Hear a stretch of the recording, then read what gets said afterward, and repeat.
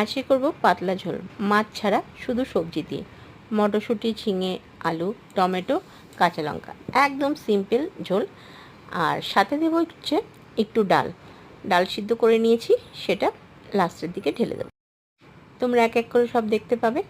এবার তেলটা গরম করে নিয়েছি, দিয়ে দিলাম কালো জিরে। আজকে কিন্তু বেশি কিছু দেবো না, বললাম না গরমে খেতে ভাল লাগছে না, শুধু পাতলা ঝোল। এই দেখো, পুরো সবজি কাটাগুলো এর মধ্যে কড়াইতে দিয়ে দিলাম। এর মধ্যে কিন্তু আমি এক্সট্রা ফোড়নও দিইনি, শুধু কালো জিরে আর লবণ হলুদ। লবণ হলুদটা স্বাদ মতো, আর যার যেরকম কালার খেতে ইচ্ছা করে সেরকম।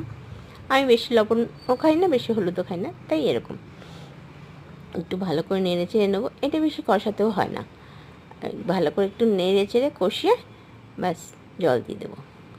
তোমরা কারা কারা এরকম খেতে পছন্দ করো অবশ্যই জানাবে। এটা কিন্তু গরমকালে খুবই ভালো লাগে, শরীর ঠান্ডা রাখে। বিশেষ করে যখন রান্নাবান্না করতে ইচ্ছে না করে, হালকা করে এটা করলেও গরম ভাতে কিন্তু বেশ চলে যায়।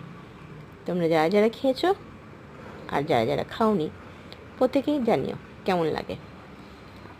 এবার আমি একটু ঢেকে দিলাম, দিয়ে ঢাকনাটা খুলে দিলাম, কারণ সেদ্ধ হয়ে গেছে। এবার জল দিয়ে দেবো। ভাজা ভাজা হয়ে যাওয়ার পর জল দিয়ে আরেকটু ভালো করে সিদ্ধ করে তারপরে কিন্তু আমি লাস্টে সিদ্ধ ডালটা দেবো।